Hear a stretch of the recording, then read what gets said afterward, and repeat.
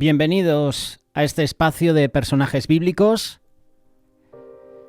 A través del canal de YouTube de Radio Solidaria, varios oyentes en varios vídeos de personajes nos han dejado comentarios, nos han hecho sugerencias, nos han dado sus puntos de vista, nos han dejado comentarios. Muchos de esos comentarios son saludos de diferentes países y estamos agradecidos a todos vosotros que cada día escucháis estos vídeos, escucháis estas secciones. Muchos de los oyentes quieren que hablemos de varios personajes. Nos han sugerido hablar de Salomón, de Ucías, de Ezequiel, de Jesús, de Marta, de María. Pero hay muchos que coinciden en un mismo personaje. Aparte de Jesús, que es sin duda el nombre por excelencia, David. Y hoy David tiene un ejemplo para nosotros. Vamos a leer en el primer libro de Samuel, capítulo 16, versículos del 4 en adelante. Hizo pues Samuel como le dijo Jehová, y luego que él llegó a Belén, los ancianos de la ciudad salieron a recibirle con miedo y dijeron: ¿Es pacífica tu venida? Él respondió: Sí, vengo a ofrecer sacrificio a Jehová. Santificaos y venid conmigo al sacrificio. Y santificando él a Isaí y a sus hijos, los llamó al sacrificio. Y aconteció que cuando ellos vinieron, él vio a Eliab y dijo: De cierto, delante de Jehová estás ungido. Versículo 7. Y Jehová respondió a Samuel: No mires a su parecer, ni a lo grande de su estatura, porque yo lo desecho. Porque Jehová no mira lo que mira el hombre, pues el hombre mira lo que está delante de sus ojos, pero Jehová mira el corazón. Entonces llamó Isaí a Abinadab, y lo hizo pasar delante de Samuel, el cual dijo: Tampoco a este ha escogido Jehová. Hizo luego pasar Isaí a Sama, y él dijo: Tampoco a este ha elegido a Jehová.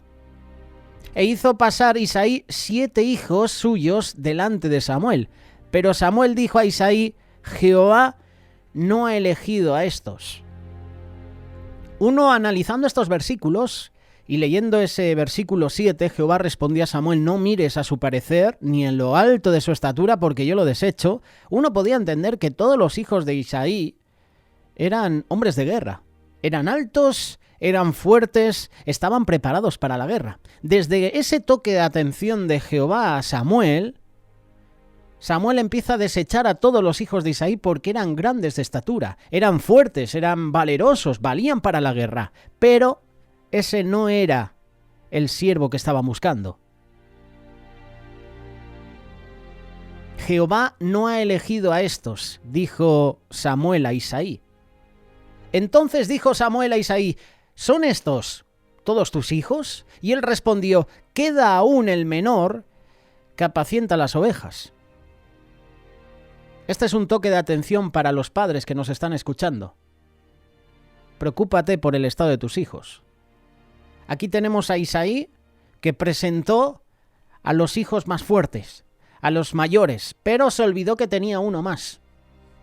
Se olvidó del pequeño, se olvidó de David. Sí, tengo uno, pero está apacentando ovejas, está allí en el monte, desechándolo.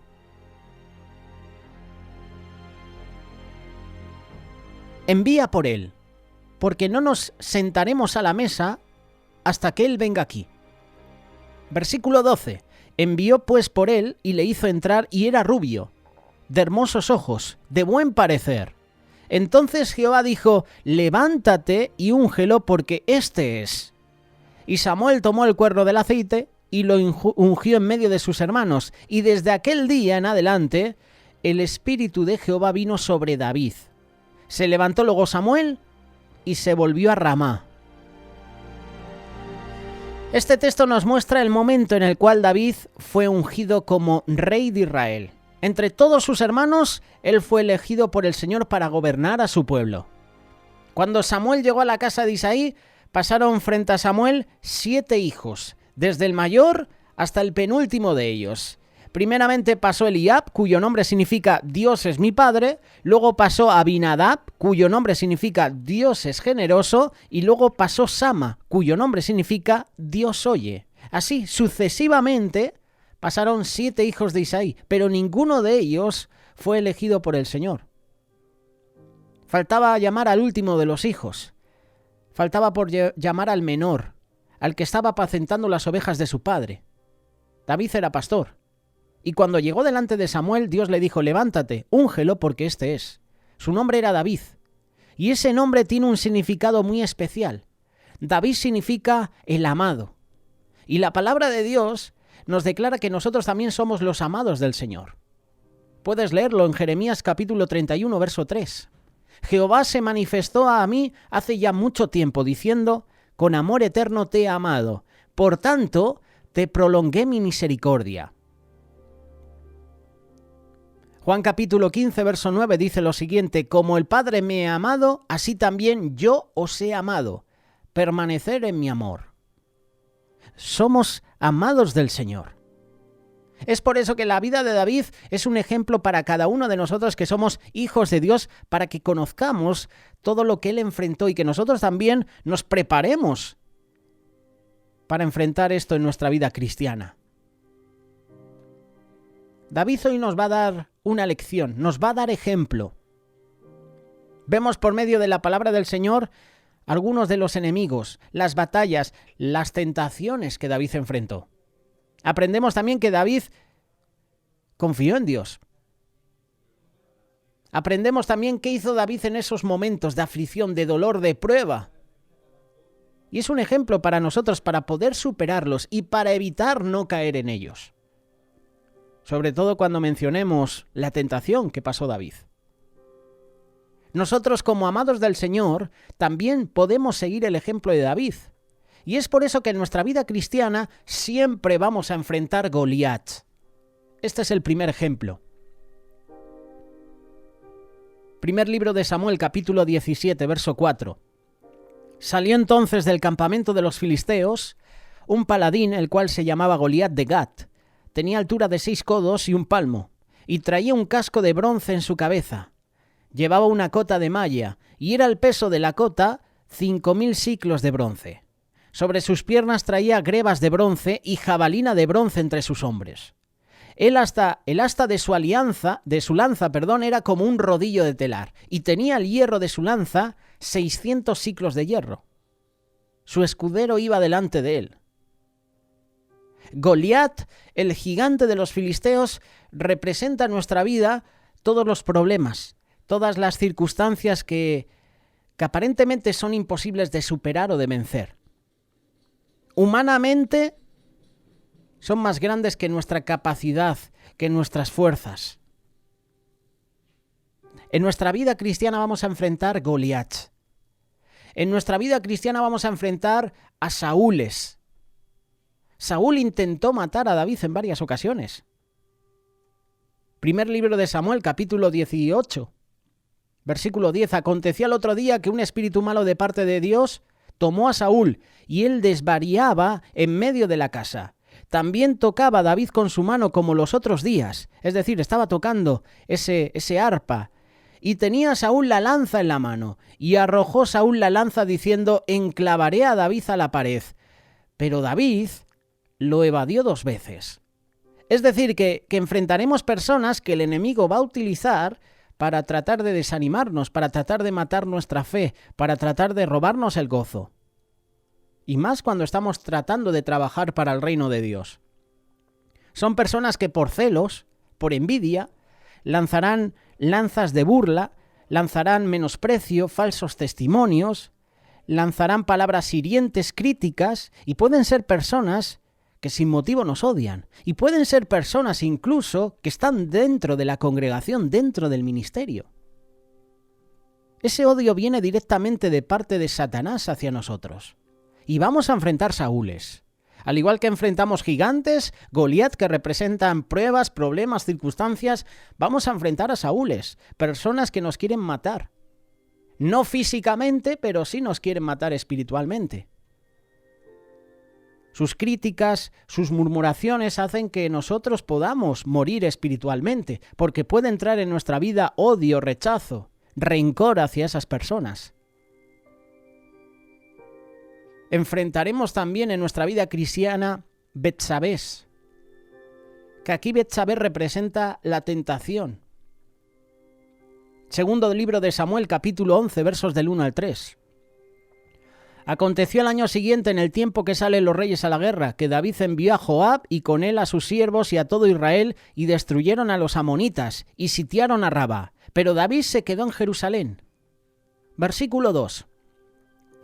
Sucedió un día, al caer la tarde, que se levantó David de su lecho y se paseaba sobre el letrado de la casa real, y vio desde el terrado a una mujer que se estaba bañando, la cual, dice la palabra, era muy hermosa. Envió David a preguntar por aquella mujer y le dijeron: aquella es Betsabé, hija de Eliam, mujer de Urías Eteo. Sobre este pasaje de David hemos hablado y hemos hecho 3 partes en un vídeo que puedes encontrar en este canal de YouTube de Radio Solidaria. Tenemos que saber que Satanás no se rinde en sus intenciones de destruir, de hacer caer a los hijos de Dios. Tratará por todos los medios para poder lograrlo. Si no puede por medio de la prueba, por medio de la dificultad, por medio de cualquier cosa, lo va a intentar por medio de la tentación. Es decir, por medio de nuestras propias debilidades, por medio de nuestra propia concupiscencia. Todos, hombres y mujeres, enfrentaremos a Betsabé, es decir, tentaciones. José es un ejemplo de cómo huir de la tentación. Yo soy de los que piensa que cuando llegue una prueba a tu vida, enfréntala, no la dejes. Pero cuando llegue la tentación a tu vida, José nos da una lección de huir de la tentación. David no huyó, David se quedó, codició. Y todo entró por los ojos. Y todo entró por quedarse en casa. Cuando tenía que estar con sus soldados, tenía que estar en la guerra, él se quedó en casa. Y dejó entrar por sus ojos la tentación. Porque fue a través de los ojos cuando codició a Betsabé. La codició. Estaba una mujer bañándose, la cual era hermosa, y David envió a preguntar por ella. Aquella es Betsabé, hija de Eliam, mujer de Urías Eteo.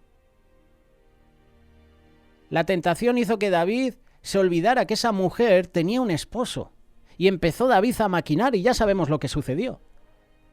David pecó. David asesinó al esposo de Urías.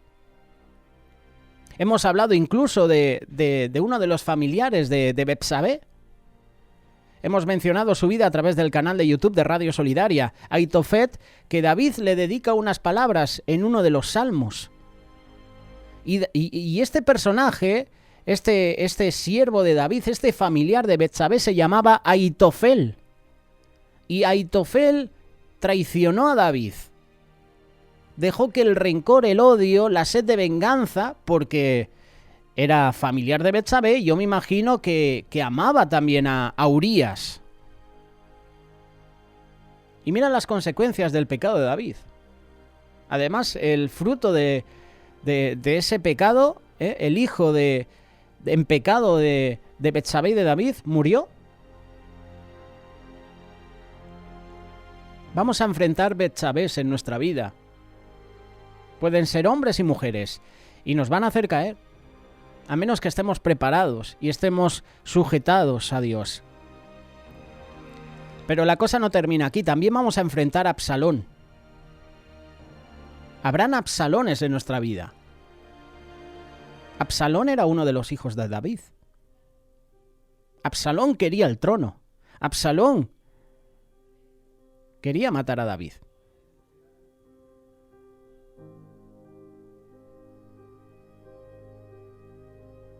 Absalón, uno de los hijos de David, el cual se levantó en contra de su propio padre para tomar el reino, es decir, su propio hijo conspiró en contra de David para arrebatarle el reino. Absalón representa en nuestra vida el dolor de recibir la afrenta, de ser humillados, de recibir una cuchillada por la espalda de nuestra propia familia. Lo cual tuvo que ser doloroso para el rey David.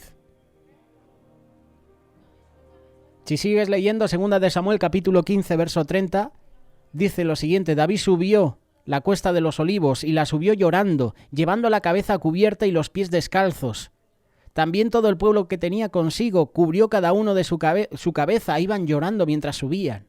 Qué triste, qué duro debe ser que un familiar te traicione. Qué triste, qué duro debe ser que un ser querido, una persona en quien tú, entre comillas, confiabas, te da la cuchillada,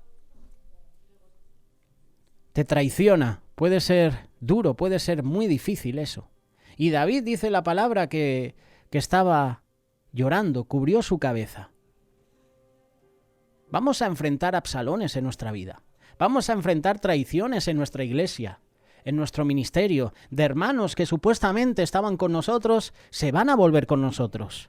Dice la palabra que en los tiempos finales los unos aborrecerán a los otros, es decir, se van a traicionar. Y vamos a encontrar traición de seres queridos, de personas cercanas. No solo David enfrentó Goliat, Betsabé, Saúl, Absalón también. ¿Cómo logró superar David todas estas dificultades, todas estas pruebas? En primer lugar, dependió únicamente del poder de Dios. David enfrentó a sus enemigos a pesar de lo grande que fueran. Reconoció que Dios estaba con él, que no lo enfrentaba en su fuerza o en su capacidad, sino en la capacidad que Dios le daba y en la fuerza del Señor. Pero esto lo enfrentaba contra Absalón, contra Saúl, contra Goliat, porque con Betsabé no confió en Dios. Pero aquí te habla David de cómo se arrepintió después de ese pecado. Cómo hizo ayuno y oración, cómo se quebrantó, cómo reconoce su falta, su pecado en varios salmos. David estaba seguro que la presencia de Dios es más poderosa que cualquier enemigo. Estaba seguro que la presencia de Dios es lo que verdaderamente le garantiza la victoria. Y eso es una lección para nosotros. Es por eso que su seguridad no dependía de ninguna espada ni de ninguna armadura. Dependía completamente de Dios, de su poder. Por esto es el primer consejo que queremos presentaros. Depende únicamente del poder de Dios. Cuando se levanten Absalones contra ti, cuando se levanten Betsabés, Saúles o Goliat, pon tu confianza en Dios. Depende únicamente del poder de Dios. El segundo consejo, confía en Dios en los días de temor. Salmo 56, verso 3. En el día que temo, yo en ti confío. David reconoció que los días que nos tocaba enfrentar o que nos toca a nosotros enfrentar y que a él le tocó enfrentar no dependía de él y no depende de nosotros. Ninguno de nosotros puede elegir o decidir los días que van a enfrentar en su vida, pero David sabía que había algo que él sí podía decidir: confiar en Dios aún en los días malos. Nadie quiere que lleguen los días a los cuales le tememos, es decir, los días de enfermedad, los días del desempleo, los días de escasez, los días de ruina, como está sucediendo ahora mismo en la isla de La Palma. Nadie quiere los días de pandemia, nadie quiere los días de huracanes, de pobreza, de terremotos, nadie los quiere. Nadie quiere los días de la muerte de personas que amamos. Nadie quiere los días de infidelidad en el hogar, los días del abandono. Pero aún en esos días que tememos, podemos decidir, al igual que David, poner en Dios nuestra confianza. Podemos decidir vencer nuestro temor confiando en el amor de Dios. En el amor no hay temor, sino que el perfecto amor echa fuera el temor, porque el temor lleva en sí castigo, de donde el que teme no ha sido perfeccionado en el amor. Primera carta de Juan, capítulo 4, verso 18. Este es el segundo consejo: confía en Dios en los días malos, en los días de temor. En el día que temo, yo en ti confío. Tercer consejo: déjate guiar por el Señor. Continuando con el segundo libro de Samuel, en el capítulo 5, verso 18, dice: vinieron los filisteos y se extendieron por el valle de Refaín. Entonces consultó David a Jehová diciendo, ¿iré contra los filisteos? ¿Los entregarás en mi mano? Jehová respondió a David, ve, porque ciertamente entregaré a los filisteos en tu mano. Déjate guiar por el Señor. Consulta al Señor. David enfrentó situaciones complicadas en su vida, situaciones en las cuales muchas veces humanamente no se encuentra la respuesta o la solución al problema. Es por eso que David siempre fue humilde, fue sabio para buscar la guía del Señor. Y nosotros, siguiendo el ejemplo de David en los momentos críticos, en los momentos de angustia, no debemos tomar decisiones a la ligera, sino que tenemos que ser humildes para reconocer que necesitamos ser guiados por el Señor. Él conoce el camino que debemos seguir. Él conoce cuál es la salida a lo que hoy nos tiene agobiados. Consulta a Dios, déjate guiar por Él. No tomes decisiones a la ligera, sin consultarlas con Dios. No tomes decisiones a la ligera incluso sin consultar a tu autoridad, a tu pastor, a tu cónyuge, esposo, esposa. No tomes decisiones sin consultar con personas sabias.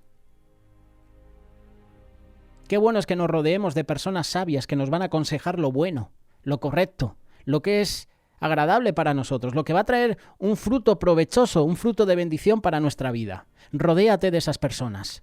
Déjate guiar por el Señor. Déjate guiar por personas que están sirviendo a Dios y que tienen un corazón conforme al de Dios. Y por último consejo. Ten un corazón arrepentido verdaderamente. Cuando fallas a Dios, ten un corazón que verdaderamente se arrepiente. Mira lo que decía David, ten piedad de mí, oh Dios, conforme a tu misericordia, conforme a la multitud de tus piedades, borra mis rebeliones, lávame más y más de mi maldad, límpiame de mi pecado, porque yo conozco mis rebeliones y mi pecado está siempre delante de mí. Contra ti solo he pecado y he hecho lo malo delante de tus ojos, para que seas reconocido justo en tu palabra y tenido por puro en tu juicio. Son palabras de David, Salmo 51, versos del 1 al 4. Verdaderamente podemos seguir el ejemplo de David cuando hizo lo bueno y también podemos seguir el ejemplo de David cuando falló, cuando pecó delante del Señor. Porque a pesar de sus errores, David tenía un corazón que agradaba a Dios, un corazón que se arrepentía de verdad cuando le fallaba al Señor. Y nosotros, al igual que David, somos pecadores, cometemos errores, fallamos, pero muchos no tenemos ese corazón que se arrepiente de corazón delante del Señor. Tenemos ojos que lloran, tenemos bocas que prometen, pero no tenemos lo que verdaderamente Dios quiere de nosotros, un corazón que se arrepiente de verdad. ¿Sabes una cosa? El verdadero arrepentimiento no es llorar. El verdadero arrepentimiento no es prometer. El verdadero arrepentimiento es cambiar de verdad, cambiar nuestro corazón de verdad, dejar de pecar, dejar de fallar a Dios. Ese es el verdadero arrepentimiento. Arrepentirse no es llorar. Arrepentirse no es estar triste todos los días, escuchar canciones lentas. Arrepentirse no es decir me arrepiento, no, es cambiar, es un cambio de actitud. Y el cambio de actitud de verdad, cuando es un arrepentimiento sincero, de verdad, genuino, produce lágrimas en los ojos. Y entonces puedes decir, Señor, ayúdame, Señor, perdóname. El arrepentimiento de verdad es cambiar. Cambiar. David nos da una lección. Se levantarán gigantes, Goliat, se levantarán Saúles, Betsabés, se levantarán Absalón. Personas que son queridas para nosotros y nos van a traicionar. Pero seguimos confiando en Dios, ¿verdad? A pesar de nuestros fallos, a pesar de nuestros errores, seguimos confiando en Él. Por eso David nos da una lección hoy. A pesar de los días malos, de los días que tememos, Dios está siempre con nosotros. Por eso confía en Él. Confía en Dios. Confía en que siempre está contigo. Y sí, vamos a caer, porque somos humanos. Sí, vamos a fallar. Pero levántate. Arrepiéntete de corazón de verdad. Humíllate delante de la presencia del Señor. Y Él nos perdonará. Y Él nos va a acompañar siempre. No lo dudes. tenemos un Dios bueno.